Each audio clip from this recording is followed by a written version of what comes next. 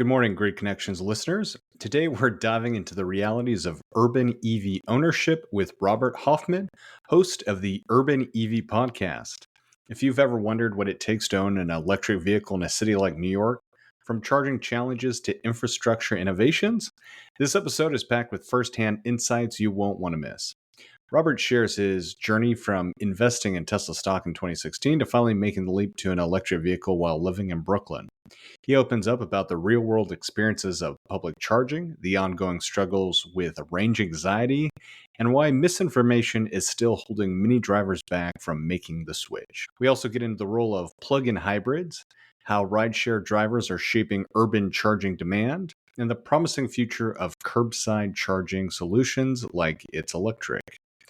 Beyond the daily challenges, we discuss how emerging networks like Iona are working to improve non Tesla fast charging reliability, and why level 2 charging could be the key to widespread adoption in major cities. If you're curious about the future of electric vehicle infrastructure, or just looking for an honest take on what it's really like to go electric in an urban environment, this episode is for you.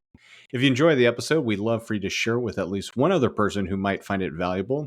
And don't forget to leave us a review. Your feedback helps us reach more listeners who are passionate about the future of transportation.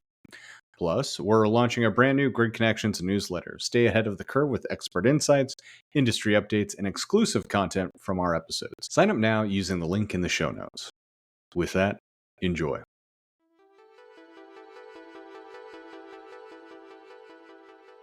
Hey, I'm excited to be here, Chase. Thanks for having me. I would say, obviously we're going to file this under Great Minds Think Alike. We have similar podcasts here and similar interests. Do you want me to dig down deep into how I got to where I am today? Well, we got an hour, so let's do this. Let's use it. Well, I think there's an overriding theme that a lot of people that are attracted to EVs. There is sustainable green energy. And there's a bigger sort of holistic picture of what kind of drew us here. Now, sometimes you can be techie geek, and it's just fun, exciting stuff playing with electrons. And that's certainly an element of it as well. But, I think this is one of those things that way back when I saw, living here in the Northeast of the United States, I think this is the front row seat to climate change here. I think it's been a lot worse in a lot of other parts of the planet. But when I grew up, winters were winter. It iced over. It was cold over here, and I remember the first time, it was 60, 70 degrees in February. I'm like, what's going on? Like this never ever happened.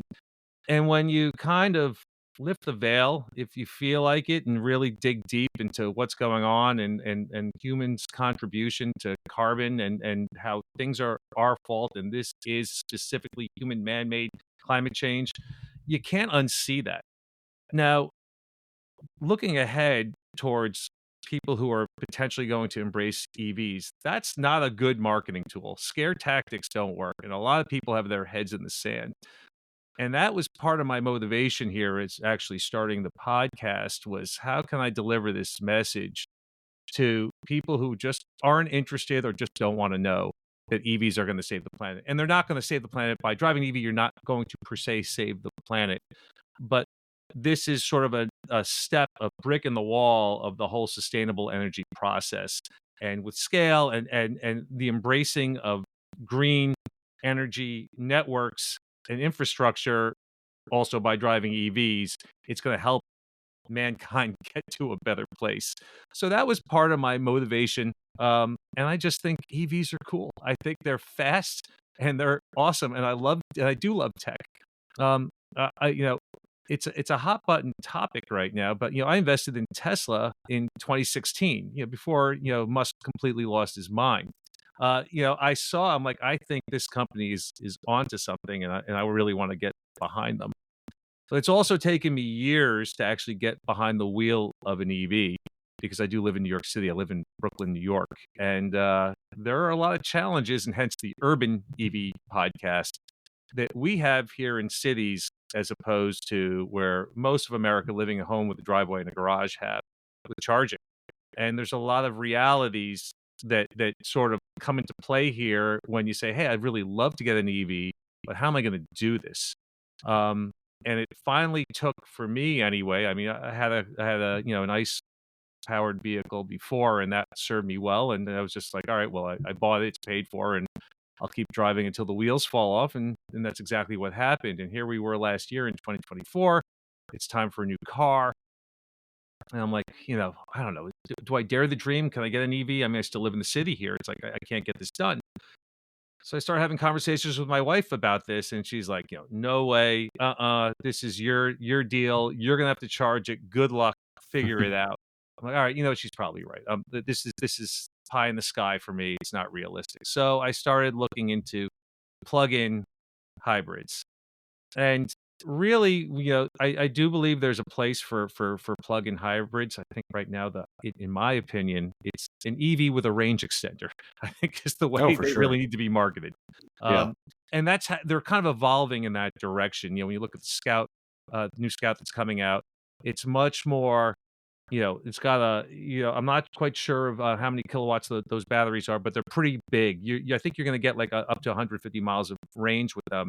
And then you've got a very small motor that's capable of powering that battery. So, for people who are just completely freaked out by range anxiety, we can get into all of that as well. You've got that. I think that's a great marketing tool. The plug-in hybrids that exist today, though, when I kind of started really looking into them, there is a sort of still a big compromise with the amount of space they take up in the boot of the car, with the Yeah. amount of range you actually get. The fact that you can't fast charge a plug-in, a plug-in hybrid. I was not aware of that at first. I'm like, oh, you can only level 2 charge these things. So on top of all that, I actually still was like, I still think I want to do it. And then I went and I test drove a Sorento, Kia Sorento. And unfortunately, it's got like a 1.6 liter engine with a turbo, and the performance was weird. It was kind of like sluggish and fast. It wasn't consistent. I just didn't Yeah. like the way it drove. It didn't speak to me. It was the right size for me. We needed a third row. That was the directive my wife gave me. Goes, all right, fine. You do your thing here. You give me a third row because we got kids that play soccer and we need that. She's like, I'll begrudgingly agree to this folly that you're following right now. I'm like, okay, so we did the Sorento thing, did the test drive. I'm like, this is not working. But then once I had my eyes on Kia, I saw the EV9, which is just released last year, and it checked a lot of boxes, and then when I started doing further research in my area, I did realize, there is a public charger, about, 4 or 5 blocks away. Like, how does that work? Is that something I can actually get in on and use? I wasn't quite sure. And how busy is it? And these are flow chargers in New York City. There's a pilot program. I think it was 2021 or something like that these things were launched. They're not in every neighborhood, but there is one in my neighborhood. And I was like, I don't know. Can I do this? Can I? I actually even, I was on some forums. I was like, yeah, I'm thinking of getting an EV, but I don't have any at home charging. And everyone's like, good luck. Don't do it. You're crazy. Better you than me. I got a lot of that. This Yeah. is insane. There's no way this is going to work out. And lo and behold, I'm here to share with you, Chase. That worked out pretty well, actually. It was not that big of a deal. I would say on average, the way I drive, I need to charge up once every 2 weeks or so. And these flow chargers are really reasonably priced. It's super cheap when you charge overnight, and that's exactly what I do. So, when I'm running low, for the most part, when I'm using the car regularly, around town, I'll drive over to those chargers. You can see when they're available online. Even here in this congested city, they're open often enough that maybe not always the first time I want to go that it's going to be available, but typically on the second time I take a peek at the app, it's available. So I've been charging on those. You charge up to 100%. It's reasonable. It's still cheaper than gas. And so far so good. So the experience was actually really positive. It's the road tripping where things started getting a little challenging. Chase, what EV are you driving right now? We have two. So we have a Tesla Model Y and a Tesla Model 3. Nice. And that's originally I was like, I'm only going to get a Tesla. I'm only going to get a Tesla. And then the X was out of our budget. Yeah, And especially, I mean, if you're going for a 3-row, especially, yeah. yeah, and the Y, they offer that third row, but it's kind of like baby seats back there. They're not real. It's not a real third row. So we kind of checked off crossed off Tesla from our list. And in retrospect now, I'm not quite sure if that was the right move. And I'll tell you why. So this is one of those realities, I think, and this is stuff I talk about on my podcast. I'm certainly going to talk about on yours as well. And I love EVs. I want to set the table here. I am a supporter of EVs, but there are growing pains, and there are some realities that not everyone is aware of when they get an EV. And while I was aware of a lot of these things in IRL, there's certain other things you sort of discover. Yeah. Now, I always knew the power of Tesla, forget the AI and the self-driving, is really the Supercharger network. And I knew that by getting a Kia, I was going to be reliant on the others out there, even though technically speaking, Kia is opening up its Tesla and Kia have opened up the doors. We were supposed to be on the Supercharger network already. It still hasn't happened, so I guess it's any day now. But I purchased the vehicle last year, so they give you 500 hours of Electrify America. And I'm like, I've heard some iffy things about Electrify America, and it's a reputation that's well deserved. I had a lot of challenges. Now, sometimes it's operator error.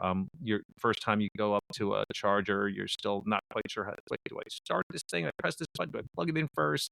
These are all simple things. It's part of a learning curve.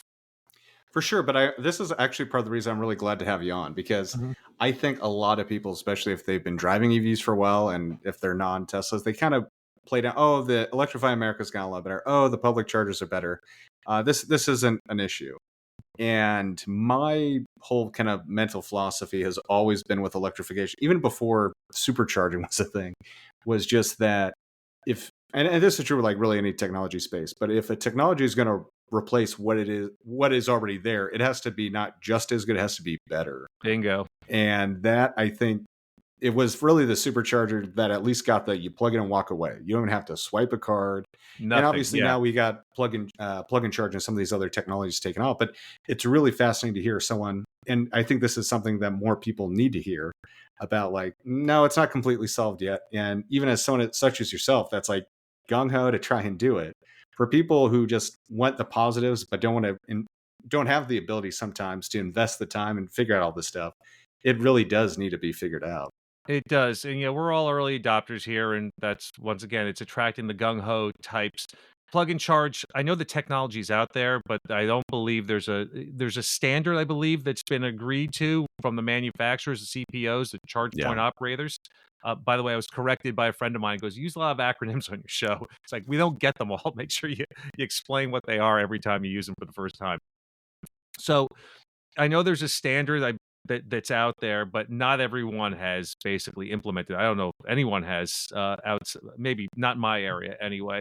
And the plug and charge concept really needs to take off. It's really important because it's another the credit card reader is another point of failure. There's the initialization and there's the credit card reader where I feel like often there's something along the ways there where something goes wrong. And the biggest challenge which I've had now for this range anxiety concept, I understand why now this is a thing. It's like you've got all the route planning software that's out there. There's ChargeWay. I've had Matt Teskey on the. Is Matt Teskey or Matt Teskey? Matt Teskey with a Matt K. Teskey. No, I know for a decade. Sorry about he's a that, great Matt, guy. if you're listening. So I've had Matt Teskey on the show there, and it was just terrific sort of deep dive into how this all works and how it can be so simplified. And that part's great. So where I'm going to go from point A to point B and blah blah blah blah blah, and it's the route planning app is connected to my car and it knows what my state of charge is. And you have to stop here and here to get to where you're going. That's great. The problem is, I know you live out in Oregon, in the high desert over there, and here in New York, obviously it's a very urban area. But you go up a little north and you're in the Adirondacks. It can be pretty desolate out there as well. All right, so the route planning software is telling me stop at this charger. It's like that last chance gas station kind of thing. So it's like, this is it, and then you're gonna go another 100 miles until there's another one. Maybe even not 100, but possibly a decent. Yeah, you're gonna go decent distance. What if that's not working? What if that charger is not working? All right, so I'm arriving there with a 12% state of charge, ready to go. Perfect. Let's bring it to 80. Easy peasy. I'm gonna get to where I'm gonna go. What if there's a problem there? And that happens. And that's where things get very, very stressful. I'm like, you know what? I don't trust that that last charger is going to work. It probably will, but it may not. So now I'm going to stop at the charger before, and now that's going to kind of break up my trip in the wrong manner. And now I'm going to have to charge Yeah. one extra time by the time I get home. And that still kind of sucks. That's still not that, like you said there, when the technology, when the ease of use is as good, if not better than what people are used to, that's when you're going to get full embracing from the general public of EVs. It's got to be, it doesn't matter how many extras, how many things you gain from driving an EV. You know, the silence, the Yeah. acceleration, there's the passing power of my car, this my car is a family hauler. It's a third row family hauler. It does 0 to 60 in 4.7 seconds. Now, I'm old enough to remember when the Buick Grand National came out, and it could do 0 to 60, I believe, in 4.7 seconds, and that was mind blowing. A sports car, well, it was kind of like this cool sedan. Yeah. It was like a wolf in sheep's clothing. That was as fast, if not faster than a Corvette. That was a badass number to be able to accelerate like that. And here I am, my family hauler. I can do that in my EV as well. And it's cool. It's awesome. It's a really neat thing to have that kind of passing power. And it's usable. Listen, even when I'm driving with my family, some people will think, well, you're not going to use it. You don't need it. You're going to freak your family out. But if nothing else, when you're merging onto a highway, Oh, you see it's there's an yeah. open spot there. It's mine. I'm just going to take it. Like the first week or two of like EV ownership, yeah, you may be driving a little bit more Oh, you're mashing the carelessly. accelerator the Yeah, first you're having week. Yeah. fun. But yeah, usually like by a month in, you kind of forget about it. And it doesn't really matter. But yeah, there's those moments where it's like, oh, I need to get past this vehicle. I need to get into that spot when I'm on the highway, and it is kind of a luxury. It is really nice. It's neat. Like I said, there's just so many positives that come with the car. And obviously, me and you we're willing to deal with some of these negatives. Now, obviously, with the learning curve, you get better at it. But I know that it's funny. I just spoke to my wife just earlier this morning, and I'm going to bring her on to the show with me because it's going to be the point counterpoint, right? At least right now, Chase, you and I are like-minded, right? So in Yeah. a certain way, we're agreeing, we're finishing each other's sentences. But I think she's a great example of, I think, a lot of people out there, like, and she's the first person to tell me, and will tell you as well, like, if it was up to me, no way, no how, I'd never even consider an EV, Yeah. because it doesn't matter all this cool stuff that you're telling me is you're going to add to my life, you're subtracting something from my life. And she's also dealt with the issues we've had with the chargers. And in one infamous case, we were coming back and from a ski trip, and once again, this was kind of not even a fully remote area, but it was a shopping center. It's like, all right, you know what, we can stop here, we do some shopping. I knew I charged there before. It was Electrify America. The last time I went there, it was not communicating with the route planning app, but it was there and it worked. And the same thing happened again. So I'm like, all right, I'm sure it'll be fine. No, of course, there was not fine. It was I think they were actually installing new stalls, that's a positive, but they Yeah. were down. And then I was like, oh, now this is a problem because we're really low on charge. And the route planning software was suggesting I go backwards half an hour. Yeah.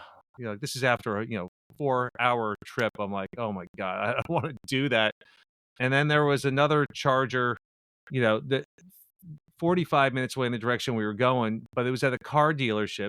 And another thing here's a little intel for everyone else. When you see a charger at a car dealership, sometimes the dealership will just park their own cars in there. Just using it as a Well, parking there's spot. that, and sometimes you can't access it unless the dealership's open too. Yes. Yeah. Yeah. Sometimes it's in the garage. Yeah. Correct. Yeah. Right. Yeah. And sometimes it's out and it's public. And like, I don't know. Do I believe what this says? It says that it says there's 2 stalls and one's available. So I'm like, all right, that's a good sign. That means there's some dynamic going on there, and I guess it's being used. And it worked, but I literally had to go there I was traveling at 45 miles an hour on the highway with the heat off. My wife was not happy about that. My kids were not happy about Yeah. my daughter started getting, my 10-year-old daughter was like kind of getting stressed out. I'm like, it's fine. It's no big deal. We're going to make it. It's going to be okay. and I also knew that once you hit 0, there's still, you see a lot of YouTubers out there, that run EVs to the ground, right? They go into Yeah. turtle mode eventually until like the thing just dies, which is neat. They do it so you don't have to. And I do know there's an extra 10% with the EV9 after it hits 0. So, I was stressed, but I wasn't that stressed. But, still, my kids in the back were kind Right. of freaking out a little bit. So, not great. And once again, as an experience for my wife, she's like, this is the reason why. This is the reason why I would never get an EV. Um, Yeah, it's the wife factor just stings when you're already down. It's just gotta yeah. kick you right when When's you're the last time? already. Yeah, when's the last time she experienced that in a car? I mean, I Yeah, guess it's yeah. happened, um, but that being said, so I think I think I've chimed on a lot of negatives here, but I speak to a lot of infrastructure people on my show. I do look at the future. It's about the user experience and where we're heading. And I'm sure you do as well. Um, and the future is bright. Yeah. IANA in particular is something here which I'm super excited and bullish about. It is the counterpoint to the supercharging network. Um, they've got some big funds. I imagine they're probably relying on some NEVI infrastructure funds, but at the same time, they're what is it? Stellantis, BMW, Hyundai, they're Yeah. all behind it. Very well-known large brands with pretty decent reserves to back it up. Yeah, they've got some deep pockets, and it took them a while to figure out, like, the EV strategy here. If you build it, they will come. No, Tesla figured this out a long time ago. You build a supercharging network, and then you build it. Yeah. And then when people know that there is actually a reliable place to charge, then once again, all the stuff we're talking about here, it goes out the window. It doesn't exist anymore. And IANA is doing some really interesting stuff here. They're all about the user experience at the rechargeries. There's amenities there, really clear labels, high-speed chargers. Someone's on site all the time, so they can nip a problem in the bud. So they should have some serious uptime reliability. Um, and if that works, then that's great. And if you can double the amount of superchargers out there, or high-speed chargers, I should say, then I think that's going to really solve a lot of these issues that we're talking about today. No, I totally agree, and I think one thing to kind of follow up on, just like how you were talking about with your quite a few things actually, but your experience with like the Tesla center, like, oh, they just have the supercharging network. And I think that is something that's like, oh, it's just the hardware. And one of the things they did do a really good job of, and we're seeing this now from Rivian, as a couple more of the kind of software focused startups, but it's like having that information as to one, it's like real time and actually true as Yeah. what's at the station, who's actually there, is there a wait? And Tesla has just had that dialed in for years and just like kept pushing the data you get in the car to really make that effective. And I think that's something that is just so underrated. I'm hoping that as more and more of these other brands are put on, more of this data is kind of shared to help other EV drivers start to kind of. You do have to think about it a little bit different than gas, but now that there are so many, you can start to kind of optimize and not have to make it's like such a ration. Or It come becomes come from kind a of point. thoughtless. You're Yeah, tripping yeah, anymore when yeah, you trust the technology, when you truly yeah. trust it, and it's giving Right. you real time live data. It's no big deal. Just like you don't think that this gas station is going to run out of gas. Right. It's like it's of course it's going to have Well, gas. and there's been a couple times where it's really nice to see that live data. Like, I try to avoid driving or road tripping on like national holiday weekends, but there's been a couple times where we had to, and you can see like, okay, these three are just swamped, and I have enough range. I can just go like another 20 miles. There's no one there, and just like kind of having that, how to think critically, and with that kind of visibility, you can start traveling faster than. I mean, I don't want to say necessarily faster always than a gas station, but there have definitely been times where I like people go for the cheapest gas and you're waiting for the Costco for 30 minutes or something. I've been there Yeah. myself. Yeah, But it's what there's no question, just to do a sort of like a double tap here on Tesla and their technology.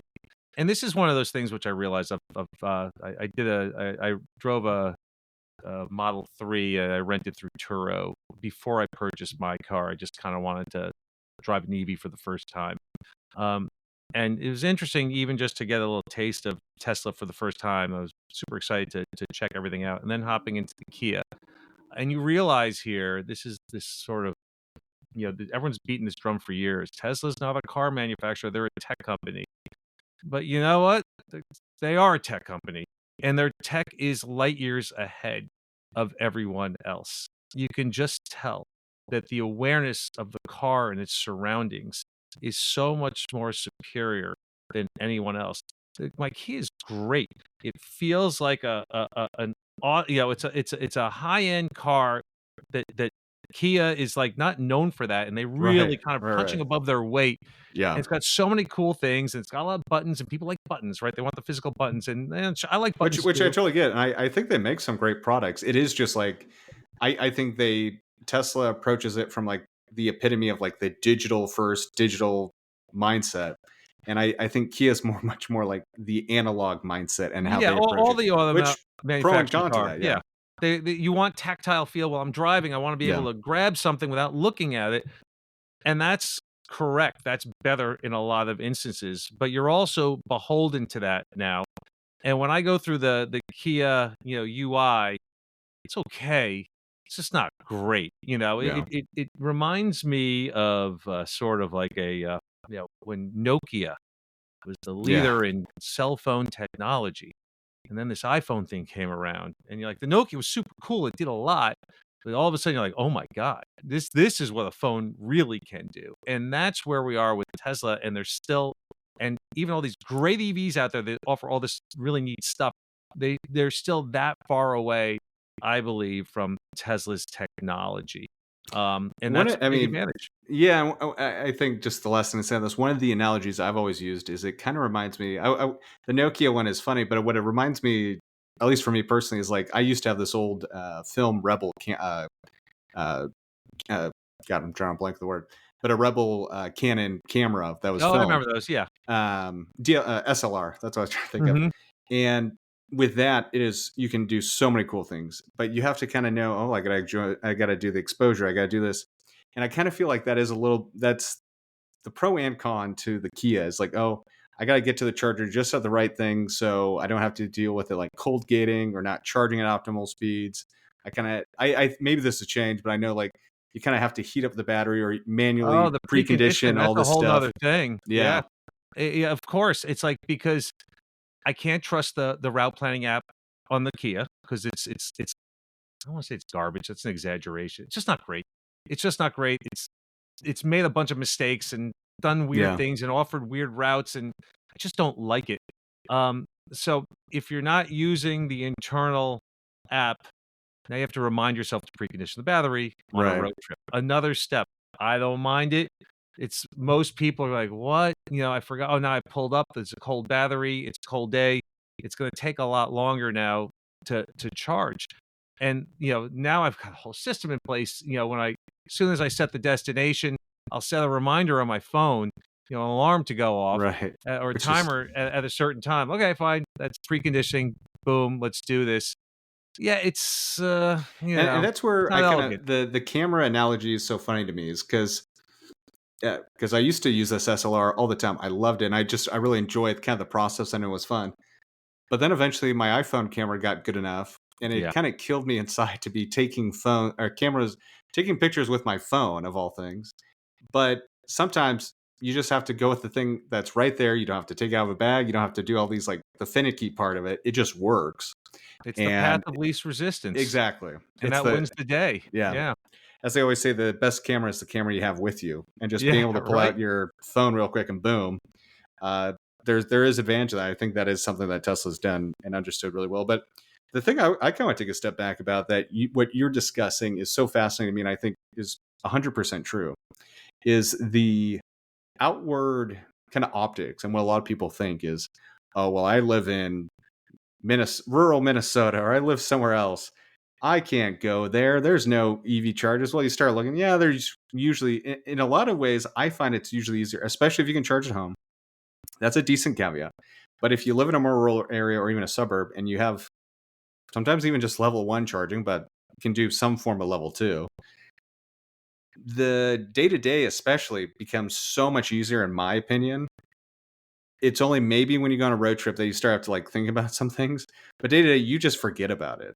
Oh, Whereas being in for it driving in around your town, it's easy peasy. It's yeah, the best thing you could do. If you can plug in at home 99% of the time, that's it. You never have to right. charge at a public charger or level 3 charger on the road because, once again, cars typically now have 2, 300 plus You have miles of enough range, range to and go where you need and back. yeah, and you're back at home, and that's another of these marketing message thing is, when there's getting to these discussions with people, I need the gas, I need this, I need that, range anxiety, blah blah blah. This is the reason why, EVs suck and my gas car is better. I'm like, well, I don't because I don't live at home. But I'm having these arguments with people or discussions, people that do have homes. I'm like, you're pulling out of your driveway with a full tank of electrons Yeah. every single day.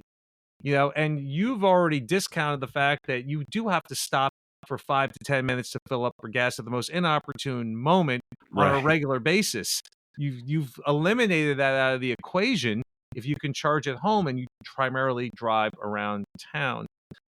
But none of that really matters because even for people who only road trip 2, 3 times a year, it's like they still want that convenience. I could just say, all Right. right, listen, I've crunched the numbers here, and if you're going to road trip 3 times a year, it's going to cost you, an hour and 30 minutes more in the light in a span of a year, more for charging, in on that road trip. Sure, so you lost an hour, so you lost half an hour per road trip. So those are 30 minutes per road trip that you won't get back unless you start talking about all the 5-minute fill-ups you did over the course of the year, which ended up costing you 5 hours of time. Yeah. So it's a net gain. That doesn't matter. All they see is my road trip's going to be a half hour longer. Therefore, EVs are not for me. And I think there's even going back to your the conversation we kind of had first had, where you're talking about what kind of forced you to get it, and you had the environmental belief, which I've always kind of believed in seen too. But I know for a lot of people that maybe they're like, come on the fence or not sure. I think just inherently, if you have the ability to charge at home, and especially if you're fortunate enough to like solar or something, what's really cool is its independence. Yeah.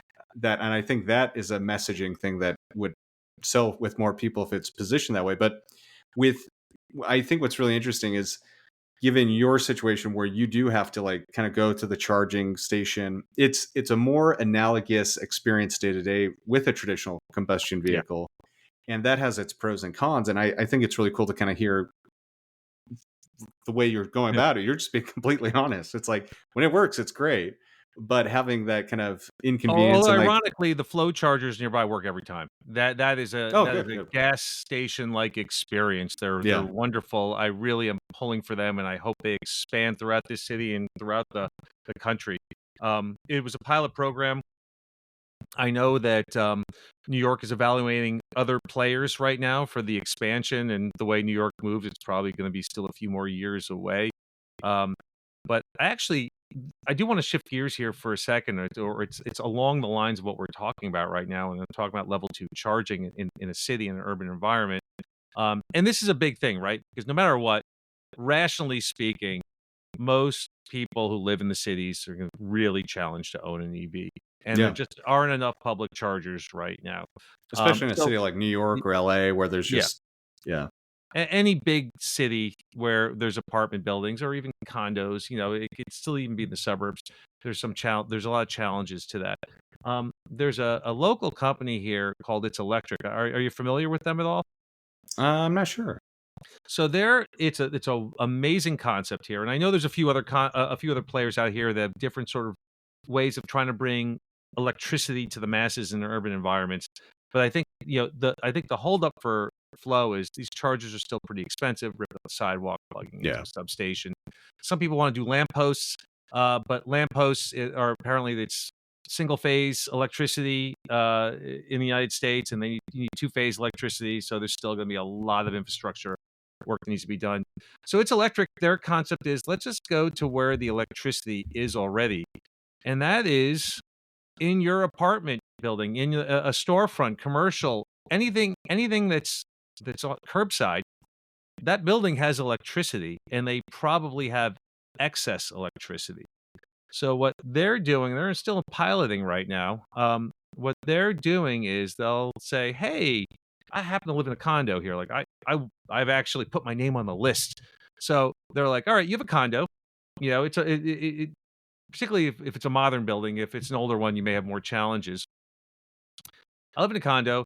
There's X amount of of electricity that's kind of when they lay down the lines, pipe in, it's supposed to handle the max load of what this Yeah. building needs, right? It's up to spec. But of course, you're not using max electricity all the time. Now, I'm sure in the summer when all air conditioners are humming, that might be a different story. But there's a lot of times here, especially at night, where you're using a very small percentage of the electricity available. So they say, hey, we'll tap in. We're going to handle all of the infrastructure. We're going to handle all of the, you know, we're going to handle all the finances. We're going to tap into your electricity. We're going to install these sort of I don't know, it's not even a kiosk. It's these sort of curbside accessories. It looks like like a square fire hydrant, Huh. and it's a bring your own cable type of concept. So if these Mm. things are dotted throughout the city, and basically they split the profits with the building that's providing the electricity. So this should be from the building's perspective, it's like I don't have to pay for anything.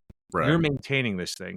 I don't have to do anything, and you're going to give me a small revenue share from people are plugging in. So if these things are dotting the city, it's a lot easier because they're plugging into the infrastructure that already exists. It shouldn't be nearly as expensive to install these things. It's a really novel concept that could really take off. And I do, when I'm looking at the future, put my futurist hat on, like, how is this going to work in an urban center? How are we going to get full mainstream adoption of EVs? That to me is the path of least resistance, and it's something that in theory should work. So I'm really bullish on them, but it's also probably going to be quite a few more years until you see one on every street corner.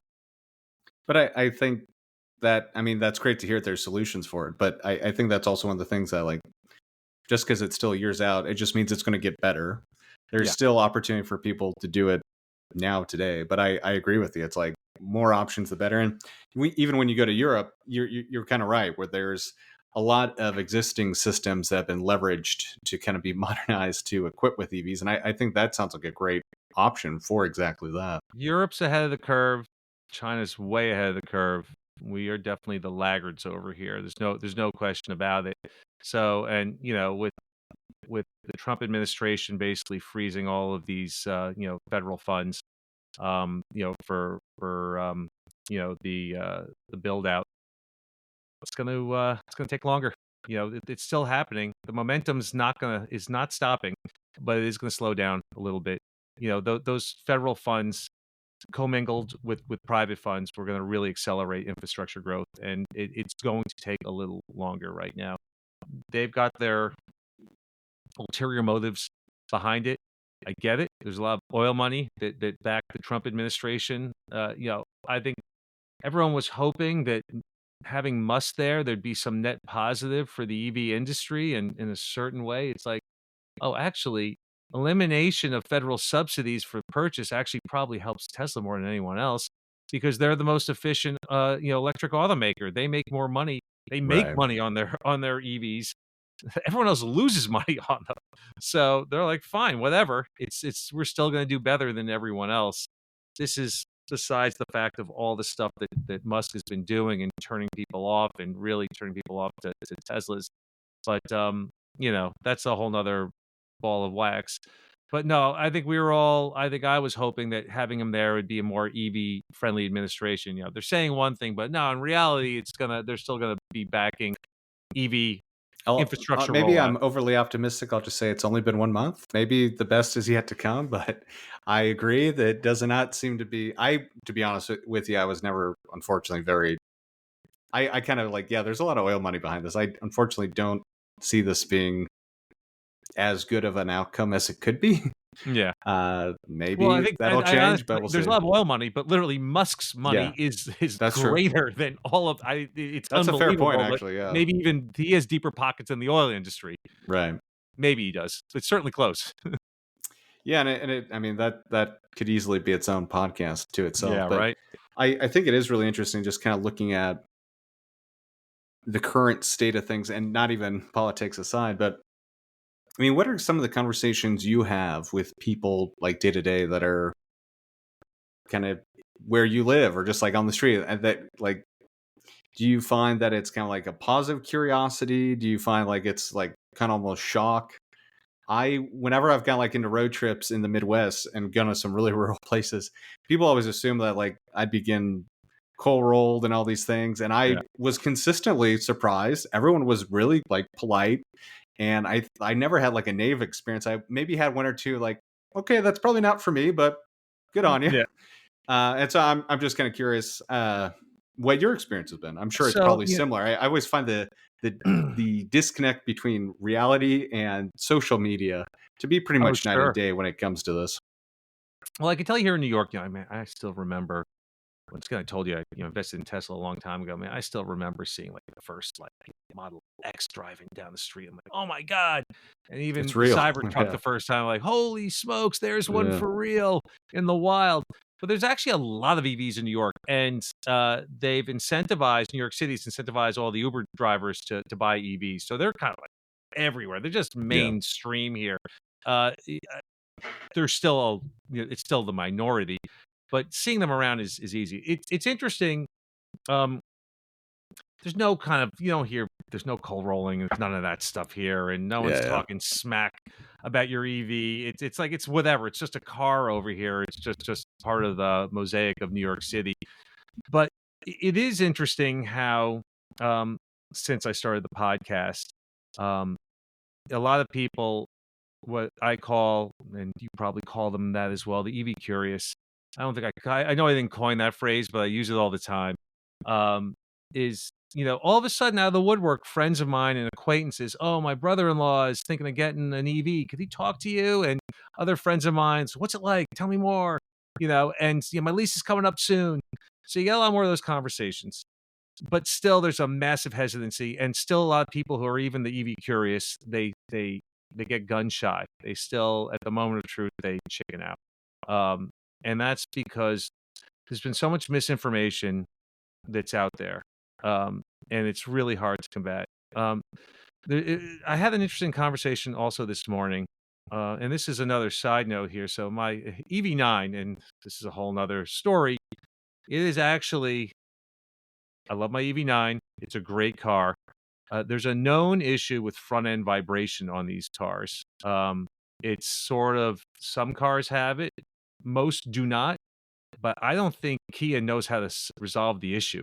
Hmm. And so, or I actually pulled the lemon law card and said, "Hey, you guys tried 3 times already to fix this. The dealership's like, we give up." And so Kia's really good. They hook you up with Better Business Bureau, and they go, okay, fine, no problem. You can speak to them, and we'll go into arbitration, which is nice, and that's where we are right now. So they may be buying it back. I'm going to get another EV to be determined which one it is. I still love the EV9. It very well may be. If they just offer me a new one, I'll just probably take a new EV9. But I had to have the inspector come in here and verify the issue of this front end vibration. It's just a regular dude that lives here in New York City, and a Brooklyn resident. Um, and so of course we're talking about EVs. And he's just like, yeah, I don't know. I think I'm waiting for hydrogen. And it's like these are the sort of conversations you hear. Whether it's the range anxiety, I hear Yeah. these things. I'm like, no, it's like hydrogen's not coming for Yeah. your car. 10 years, you're gonna be waiting 100 years probably. Hydrogen is for airplanes, possibly for fleet electrification. Maybe it will in the whole ecosystem. There is a place for hydrogen, but it's not going to be your EVs. For most, the layman, the layperson does not understand what's going on behind the scenes Yeah. that we do because we geek out on this stuff. And there's all that misinformation. People, another friend of mine, his wife, she has family up in Ithaca, New York, and that's about a 3-hour drive from here, 3 to 4 hour drive from here. And so, he's also, with my EVs kind of always, oh, I kind of like to tell me more about it. He's one of those guys as well. I'm like, and his car is quite a few years old. I'm like, and it's starting to have problems. I'm like, well, why don't you think about getting one yourself? And he's like, "Oh no, yeah, my wife. She says she drives up to Ithaca to see her family like twice a year. There's no chargers up there. There's no way she could never make it there and back again." I'm like, all right, this is a simple Google search away, but it doesn't matter. And Yeah. pulled up my route planning app, and I go, you can almost make it there and back on one charge. First of all, if you got a Tesla, and number two, here's like a million chargers that are literally in Ithaca. You could charge overnight or get fast charge here if you wanted. That's not an issue, but it Yeah. doesn't matter. His wife is like, these things don't work. This is too much of a headache. This is too much. I don't want to deal with this. I don't want to deal with learning something new. All of these things come into play. People don't want to, they already have been conditioned to understand how a gas car works. Even when they get into a new gas car, an ICE vehicle, it's going to do pretty much the same thing that the last one did. And when I got into my Kia, by the way, like I already told you, the UI is okay. It's not great. It's complicated. It's a little clunky. It's good. It's not great. It took me like 2 weeks to really, I mean, I was taking, the app or the user manual, taking it home with me and just studying it like it was a college course. I wanted to learn. I would just go out in the car and just hit buttons. My wife's like, "Are you coming back in? Like, just need another hour over here." Yeah. Not everyone wants to do that. And that's, once again, back to your original question. All of these things, the consensus I'm getting from everyone around me is X, Y, Z, whatever it is, too complicated. I don't want to deal with it. And the saving the planet card, it doesn't work. It's absolutely positively pointless for rational people who are still like, yeah, I know climate change is real and we need to do something, but it's going to make my life more complicated. And what difference does it make if I just change, if I change to an EV, it's not going to change anything. And they're right. It's a macro thing. We all have to change. So but that's the constant thing that I'm hearing all around, is for people who are not totally into it, the complication of, installing a home charger. I don't know. I hear those things are expensive. Well, and this kind of comes back to two earlier things. One, you mentioned Matt Teskey and ChargeWay, and I think they do a good job of, like, I mean, Matt said for years, like, the messaging around electrification and charging, electric just fuel. call electric fuel. Just keep it simple. The messaging has just been god awful. But the second part to that too is, like, when you're talking about like plug-in hybrids, because that's also like, well, maybe I'll just do a plug-in hybrid. Yeah. And the funny thing that I've seen personally is both my mother-in-law and then my own mother, their husbands both had EVs first, and they do a lot of driving, and so they're like, well, I'll get a plug-in hybrid. Mm-hmm. They are the only people I have seen with plug-in hybrids who actually charge them, because there's already an EV charger at the house. And in that case, yeah, okay, they're doing it. They are pretty consistent about it. But yeah, I mean, I think the use case of, in theory, and like selling the idea of a plug-in hybrid's nice. But like when it comes, like, once you have it, like, oh, I got to pay like $2,000 or something to install it. Like, oh, whatever. Yeah. No, I'll do. And so maybe you go to like the grocery store or somewhere there's a level 2 or something else, and then you see it's taken by someone in a plug-in hybrid. I've seen that quite a bit. Mm-hmm. But I think that's one of the interesting things too, is just like going full EV is that forcing function to actually make the kind of commitment to actually using it, to actually having a battery electric, and like offsetting a lot of your fuel costs. Obviously, I'm still a big fan of just going, either go full electric or go like full combustion and just get a nice like weekend classic car.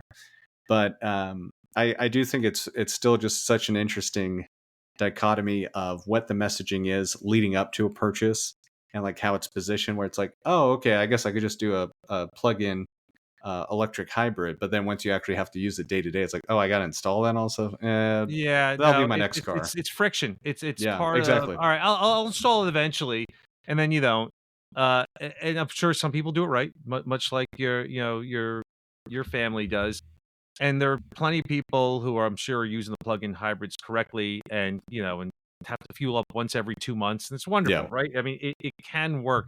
And this range extender concept, which is basically the same thing, if that technology really can kind of catch on, I guess I guess that's going to be a solution that's going to help a lot of people. Like, I've always got the emergency pack Yeah. in my car.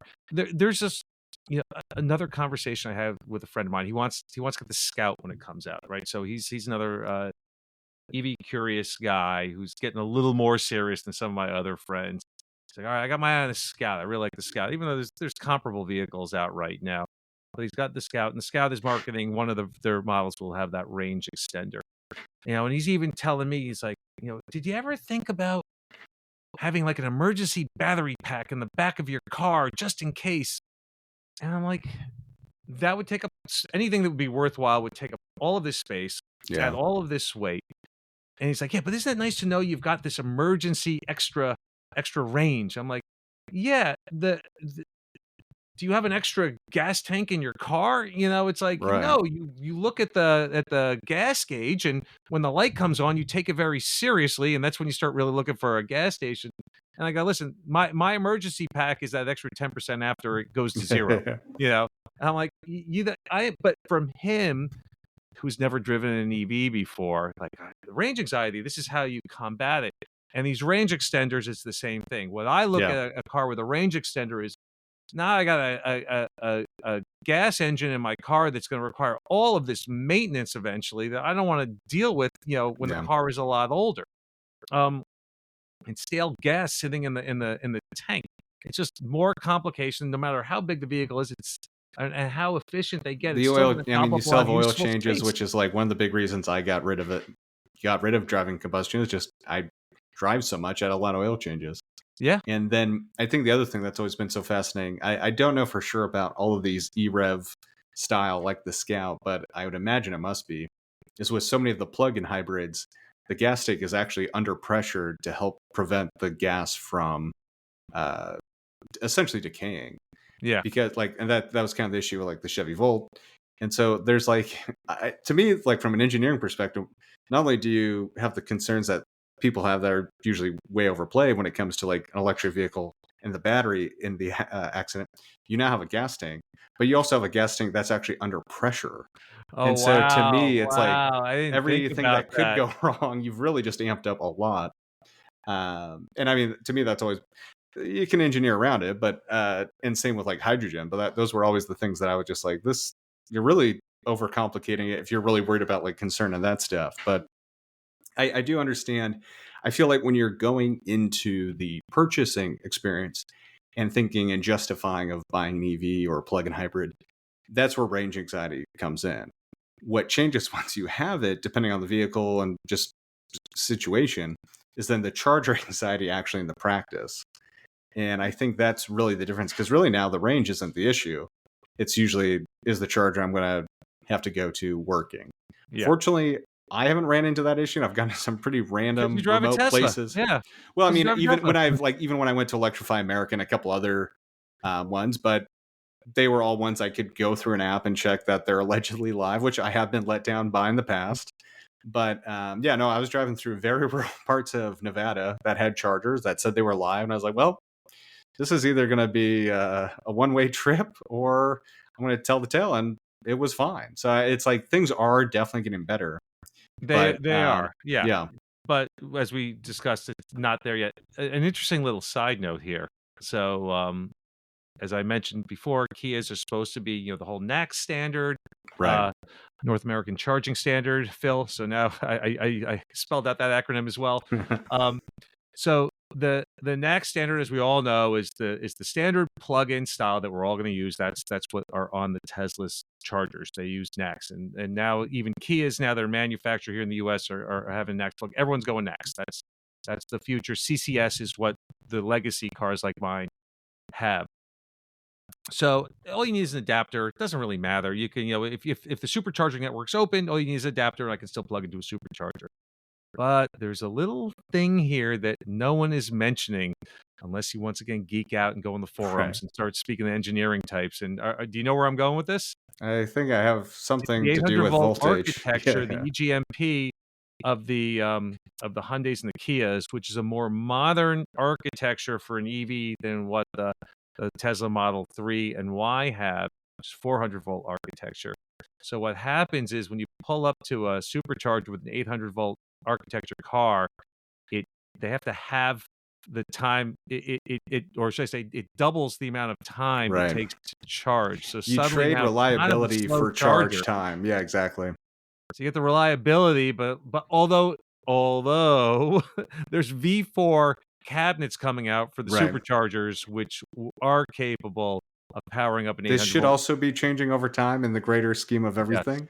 But yet you're right. It is yet to be seen. I think Tesla has their own reason for doing it. And to be honest with you, I don't know this for a fact, but it is part of the reason I think that Tesla hasn't been in a rush to make more 800-volt vehicles other than the Cybertruck, because that was kind Cybertruck. of a Yeah, one-off luxury thing that those buyers will be happy just to have it. If they're inconvenienced every now and then by a slower charger, they're going to be first they're gonna adopters. have They to won't deal mind with as it. It's much. like, yeah, Yeah. this is the price you have to And pay. they did do some engineering around it, so it kind of splits the pack, so it's not as affected, but it is affected. Yeah, I think And supposedly the Lucid does some weird stuff where it knows how to split the power as well, and so you actually can get a full speed charge even on it's an older Tesla supercharger. I I believe so. You're eh, more of the engineering type chase than I I haven't am. played enough with the Lucid as I want to, but from That's what everything I've the new seen, SUV Lucid. I yeah, read somewhere I about think that. that thing's really cool. I would love to play with one of those and kind of see one more in person. But um, from what I've heard and seen of people in real life again, it it does some clever engineering to kind of help that, but there's still a pretty big delta. I mean, um, the pro and con of going to like super high. I mean, and the problem is with like this whole 400, 800-volt thing. Most cars aren't even 800-volt. Like all the new Porsches, or not all of them, but like the Macan's like 600-volt technically. Yeah, yeah, So there's all sorts of kind of weird things that can happen. So if like you have a 400-volt location, but it actually puts out at 500, 600, some cars won't be affected. Others are. But that's a whole nother thing. And even some of the Kias are more like high sixes, sevens. yeah, But once again, this is like getting too geeky, and then there's so many like different if this then that. But on yeah, Tuesday when it's 35 degrees, yada yada yada. And so I am hopeful that the V4 cabinets that Tesla is going to do, they really lean into it, just because from what they're saying, who knows what actually happens. They're saying they're going to have more 800-volt vehicles coming out soon, and I think that is probably part of the justification to actually make the experience more consistent with what traditional Tesla drivers have been used to. Because if they start running into that, I don't think that's going to be positive. And with opening the supercharger network, it is in their best interest to make sure that other vehicles that do charge aren't there for a long time to kind of yeah. have that throughput. So It's in their best interest. cautiously optimistic. We'll see what happens there. Yeah, I mean, listen, there's the whole thing also with car charging curves as well, which Teslas Yeah. aren't great with. Uh, Kias are. They can hold a high throughput for longer, much longer than a Tesla. Just out of curiosity, how long? What's your kind of average time for 10% to 80% state of charge? With Tesla. That's a great question. I usually don't charge that long. Or if I do, it's like I went to go do something else. I would love to see it be more in the realm. It's somewhere in the 20 minutes, I would imagine. Probably high Yeah. 20s. Yeah. Yeah, for me, I think also the like chargers. There's such yeah. variance, and you don't trust them. And even when they're rated, this one's rated at 350. This one's rated it's hyper fast. This one's 180. It's kind of like Well, and that's the whole issue as maybe it well. is, It's maybe this is 350 not what I'm kilowatts, but seeing. it's at a certain voltage versus amperage, and this one's a different amperage and voltage to get to that 350.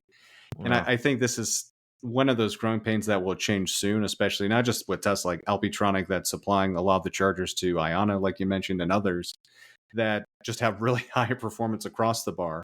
So it really shouldn't matter what architecture that people yeah, bring to charge it. But I think that the whole 800-volt thing has some perks for sure, and I think more and more vehicles will go that way for sure. But I think it was overhyped as being a cure-all yeah. for. I mean, once again, I think there's really cool stuff on the efficiency side, especially. But like efficiency and range really is king, and then if it's got good charging, even better. Yeah, and and kind of once again tying everything together with what we discussed, all of these variables, all of these Yeah. inconsistencies, all of these lack of standards.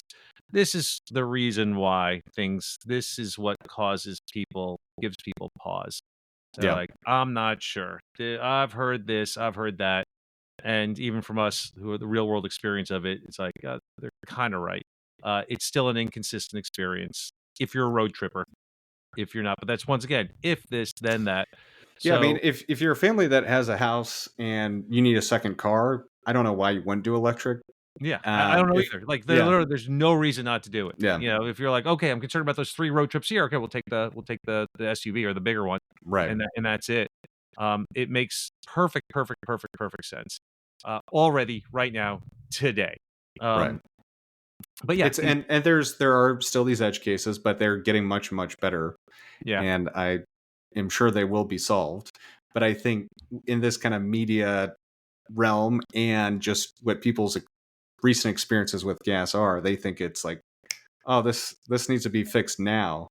And I'm always reminded, this is kind of just a fun automotive trivia, is like when diesel first was offered in a lot of vehicles, Oh, you yeah, that blue tech, right? Volkswagen. well, yeah. No, way before this, like in the Oh, 50s, and the 60s. I mean, I'm old Yeah. enough. I remember when these old Mercedes diesels came out and, chugging with this black smoke coming out of the rear.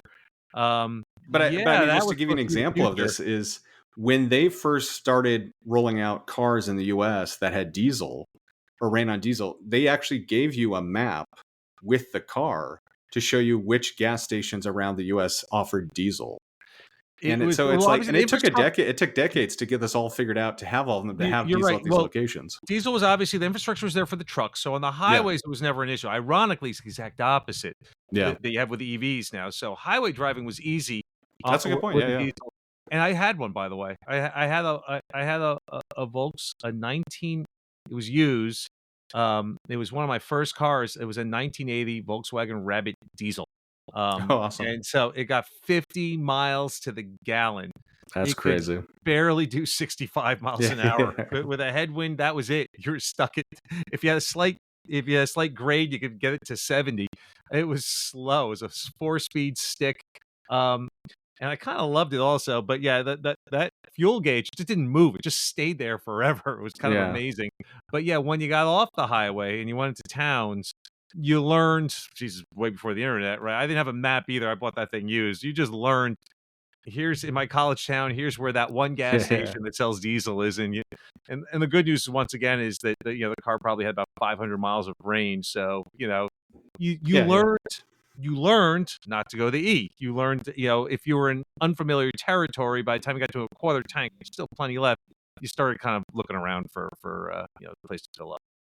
So it's kind of just looking at the history of it is why I stay optimistic. This isn't the first time that there have been these. In the scheme of things, this isn't a very wild technological thing. Not only are you having to figure out all the gas infrastructure, you literally just need electricity.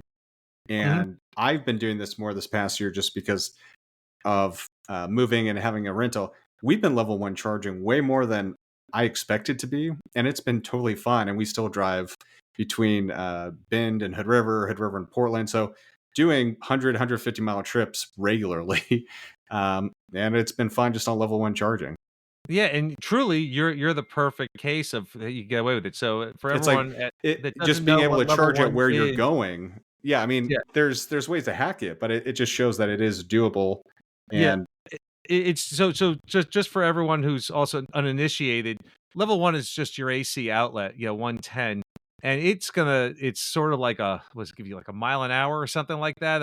Is that I the think it's like speed? a few. Yeah, I Or always maybe look 2 at or the 3 miles percent. per hour of charge? I think it's It like ta 5 or something, and then it's like I never use the miles per the mile rating because that I Yeah, always just think that's BS. So I just go off percent, and that's like 1 yeah. to 1.5% per hour. But at the same time, I mean, and that kind of goes to the beauty of just like having a really efficient vehicle. It just means you add that much more charge faster, even all these things. But I'm still blown away by the fact that I can plug my car into the same outlet I put my electric toothbrush in, Yeah, and it yeah, still charges it. and it works, and It when doesn't. I people mean, even if it's slow, it's kind of wild that that little power can power my car. and as you mentioned, you drive a lot, and when you have a Tesla and you have a reliable supercharger network, all right, fine. So, for this trip, it's not gonna work, so I guess Yeah.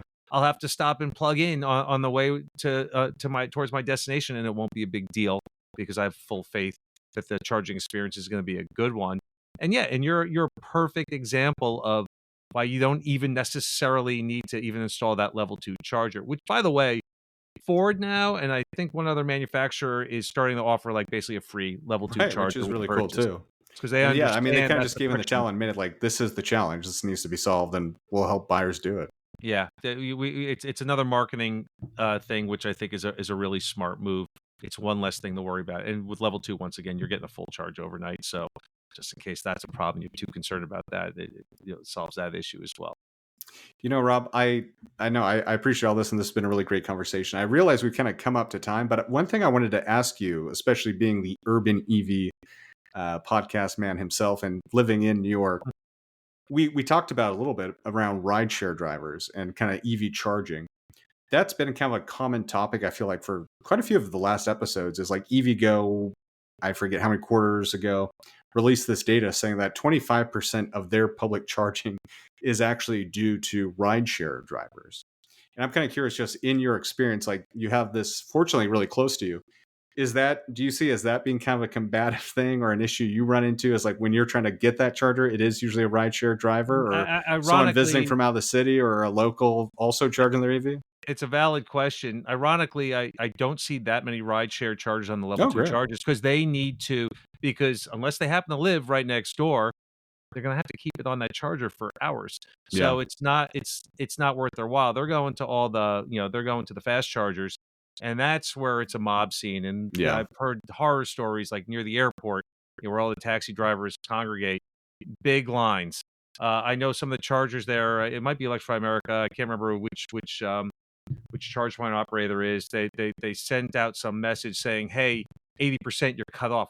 You're not allowed to sit here and Yeah. I charge think to that was 100 the, anymore because there's too long of a line."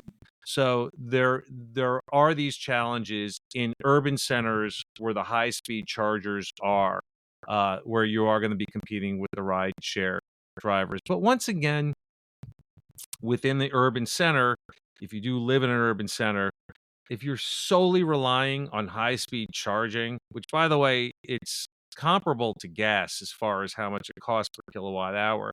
So you're not, it's already a little more expensive to buy the EV, and now the fuel is basically the same thing. yeah, You don't have access to a level 2. You're an edge case, and you probably should not be getting an EV at this moment. You should have, at the very least, access to a public level 2 charger. So I find the rideshare drivers are pretty much in the urban areas, but if you do have public level 2 charging nearby, it's worth your while. But if for you want sure. to compete with the level 3s, you may have some challenges depending on where you are. It depends on what part of the city. I know there's a charger near me where it's near where my son plays soccer, where I've topped off over there, and it's been full, quite a few times. It's funny, it's interesting. Just in the last 2 years, I drove by even before I had an EV. It used to be empty every time. Like they're going out of business. It's actually, I didn't realize this is a part of microgrids, which they're sort of their main business is battery storage. So they're Gotcha. sort of like That's cool. supplementary storage for the grid. So they have these big, massive battery packs, and they're like, all right, we might as well put a charger here while we're at it as well. But I didn't know what that at the time. I'm driving by, Yeah. I'm like, this they're going out of business. Slowly but surely, over 2 years, oh my god, I see someone charging in there. And I actually made a social media post about this about 3 or 4 months ago. It was the first time I saw it full in a line. The Oh first time I wow. saw it full, and then the next day I saw a line to get in there, Yeah. and they were all. And now every time I drive by, it's almost always full, and it's rideshare drivers. Yeah, they've Interesting. discovered that charger now. It's obviously word's gotten out. So yeah, there are challenges in some urban areas for level 3 charging, but to be quite honest with you, most people who live in these areas, you really don't use them. You For almost sure. For never sure. use them because you do have the access to the level 2s. Well, If and you it's have definitely access to something level we've 2s. talked about where we just compare it to the traditional fueling industry, and it's like, well, most taxi drivers don't go to a gas station, or fleet vehicles don't go to the gas station. There is Fleets commercial don't. fueling Here in New location. York, they actually do go to the I gas. mean, it's not uncommon. They might have a fueling card, but in a lot of places, even in large cities, they'll usually have a commercial fueling station Mhm. or Yeah. location, or even at the taxi place itself, that they get discounted gas. So there's things like that I'd love to see that would help kind of maybe pull some of that off of these for that experience. But you're right, like The more hotels or other places, especially for people visiting, that can have that level 2, you really don't need it. Hotels Or need even to up easy their level game. 1. Yeah, This is a big thing here, and I've kind of made the argument that hopefully eventually it's going to be the continental breakfast and the free coffee. If the hotel doesn't offer it, you just go to the next one because right. that I one mean, is that's been a offering it big and they thing for need me it. personally. And I think there's going to be a critical mass. It has not happened yet. I'm just kind of amazed at how few hotels offer level 2 charging. Obviously, there's still some upfront capital costs, but I know the big chains can afford it, and they just have to see the value proposition. And eventually, when everyone has it, then the value proposition will be there because they'll be losing business when they Yeah. don't have it. Yeah, that's for another day. Rob, no, thank you so much for coming on today. This was a great conversation. Pleasure to meet you, and looking forward to having more on here. For anyone that is listening, what's the best way to keep up and learn about your podcast and any other of the services that you're offering right now? Well, you can. I'm a video producer by trade, so that is sort of my thing. I like producing podcasts. I like producing video content as well. Um, but you can find me. You can find my podcast, the Urban EV Podcast, on Spotify, on Apple Podcasts. I'm pretty active on LinkedIn. That's my main social media channel. Once again, Urban EV. The website is urbanev.co, but I don't. Does that even matter anymore? Does anyone go to Well, websites? I'll be sure to have links to all of them in today's show notes for people just to have that Wonderful. direct link. Chase, it was a pleasure. Thank you for having me on the show.